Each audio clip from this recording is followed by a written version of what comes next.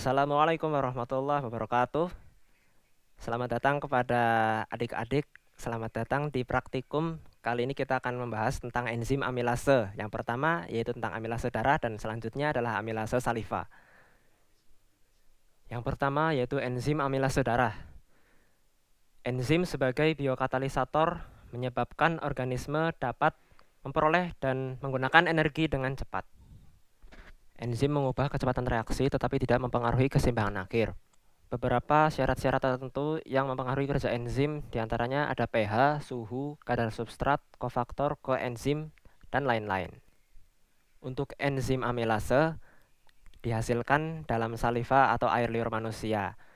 Selain mengandung enzim amilase, pada air liur juga mengandung air, glikoprotein, dan musin yang berfungsi sebagai pelumas ketika mengunyah makanan. Kerja enzim amilase yaitu dengan menghidrolisis unit-unit D-glukosa yang terangkai dalam ikatan rantai C1,4. Hasil dari kerja enzim amilase yaitu disakarida maltosa.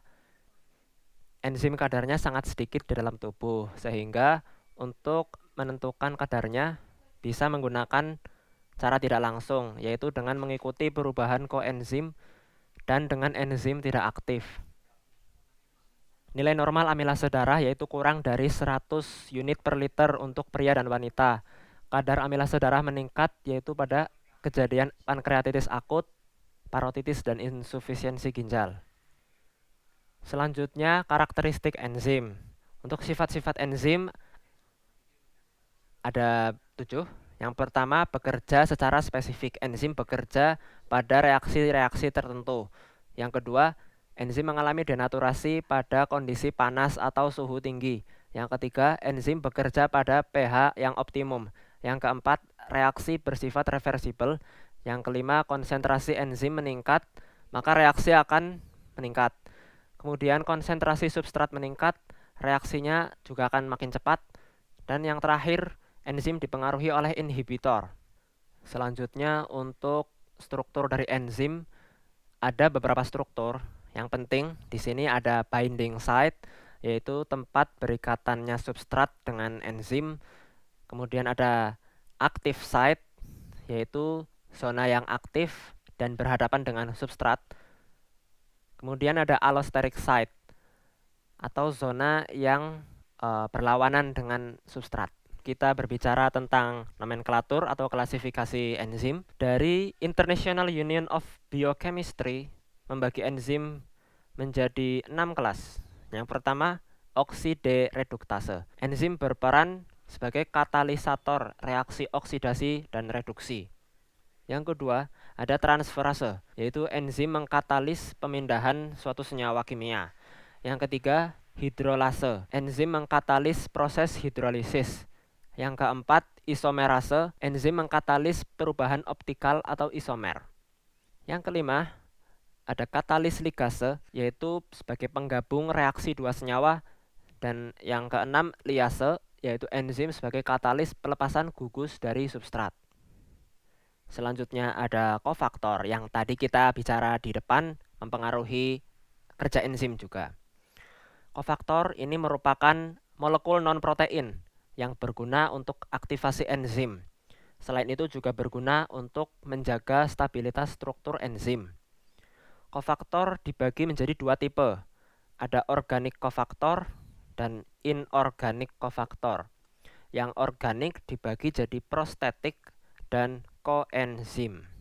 Sementara yang inorganik dibagi menjadi metaloenzim, metal dependent enzim, dan metal activated enzim.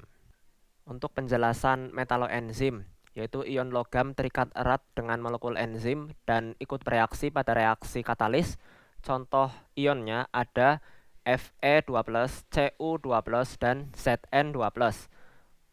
Untuk metal dependent, enzim membutuhkan ion logam untuk berikatan dengan substrat dengan koenzim untuk bereaksi. Contohnya magnesium dan kalsium. Pada metal activated, enzim akan langsung bereaksi jika langsung menempel dengan ion logam. Contoh ionnya ada klorida dan kalsium. Amilase yang terdapat dalam saliva adalah alfa amilase, yang mampu memecah pati dalam bentuk besar menjadi bentuk yang lebih kecil.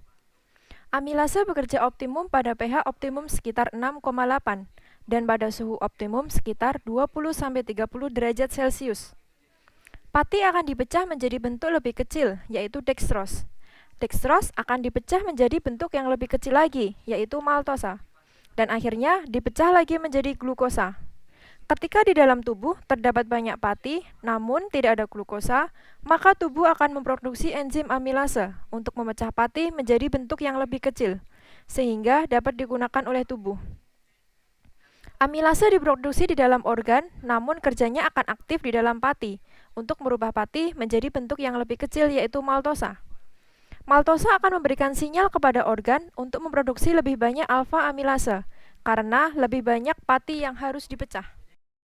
Melanjutkan pembahasan sebelumnya. Selanjutnya, kita akan membahas mengenai spesifitas enzim. Enzim memiliki sifat yang sangat spesifik dibandingkan katalis lainnya.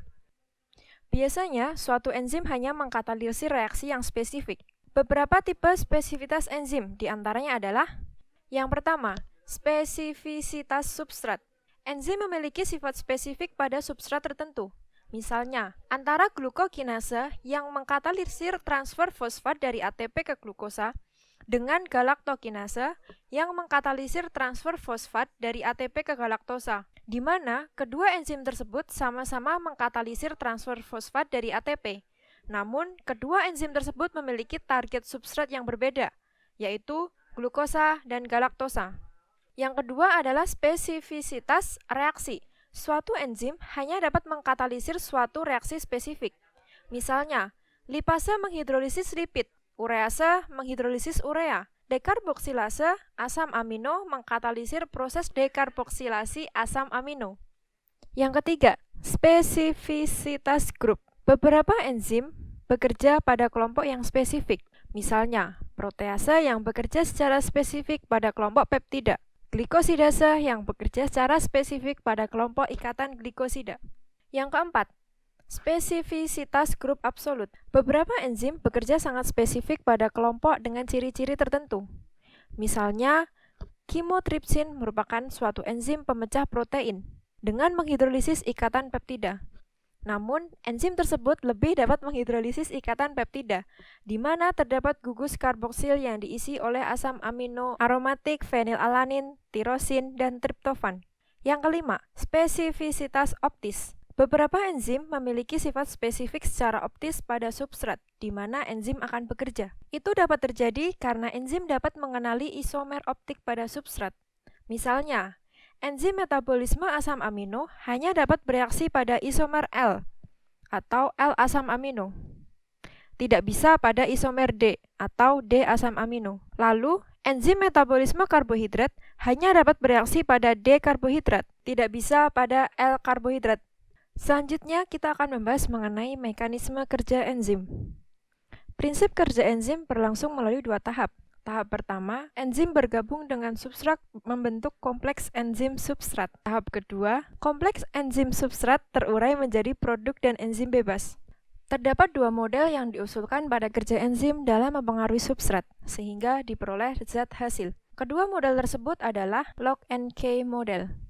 Berdasarkan model ini, active site merupakan suatu bagian yang kaku dari molekul enzim, dan bentuknya melengkapi substrat layaknya gembok dan kunci. Bentuk yang saling melengkapi antara bentuk substrat dengan bentuk active site menciptakan ikatan antara substrat dengan enzim yang menciptakan kompleks enzim substrat. Pembentukan kompleks ini akan diikuti dengan proses katalisis substrat, sehingga menghasilkan suatu produk.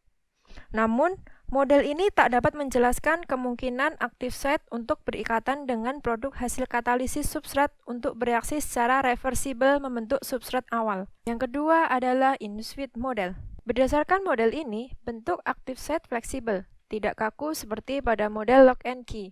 Di dalam molekul enzim terdapat residu asam amino yang membuat active site menjadi tidak terorientasi saat tidak ada substrat. Ketika substrat berikatan dengan enzim, maka akan menginduksi perubahan bentuk molekul enzim dengan berbagai cara, sehingga asam amino membuat active site berubah, sehingga orientasinya tepat terhadap substrat. sehingga timbul ikatan kuat dalam bentuk kompleks enzim substrat yang diikuti proses katalisis. Setelah itu, molekul enzim menjadi tidak stabil dan kembali ke bentuk awalnya ketika tidak ada substrat. Pembahasan selanjutnya adalah mengenai inhibitor. Inhibitor merupakan substansi yang dapat menurunkan aktivitas katalitik enzim. Substansi tersebut dapat berupa protein inhibitor dan non-protein inhibitor. Yang pertama adalah inhibisi kompetitif. Proses ini terjadi di active site. Inhibitor kompetitif memiliki struktur yang mirip dengan substrat. Oleh karena itu, ia akan berkompetisi dengan substrat untuk berikatan dengan active site molekul enzim. Inhibisi ini reversibel, di mana saat terjadi peningkatan konsentrasi substrat, maka inhibisi akan menurun. Yang kedua adalah inhibisi non-kompetitif. Pada tipe ini tidak terjadi kompetisi antara substrat dengan inhibitor untuk berikatan dengan active site molekul enzim. Inhibitor secara struktur tidak berkaitan dengan substrat dan inhibitor berikatan dengan enzim tidak di active site, melainkan di tempat lain yang cukup jauh dari active site. Untuk lebih mudahnya, dapat dibedakan dari ciri-cirinya. Untuk inhibitor kompetitif, ia berikatan atau menempel di active site enzim, tidak merubah bentuk enzim, sifatnya reversibel, mengubah afinitas enzim terhadap substrat, dan bentuknya mirip substrat. Sedangkan inhibitor non-kompetitif, ia berikatan di luar active site enzim, merubah bentuk enzim, irreversibel, tidak mempengaruhi afinitas, dan bentuknya tidak mirip dengan substrat. Sekian penjelasan dari amilase, baik darah ataupun saliva. Jika ada yang ingin ditanyakan, silakan menghubungi salah satu dari asisten dosen. Terima kasih, selamat belajar untuk teman-teman Ligase.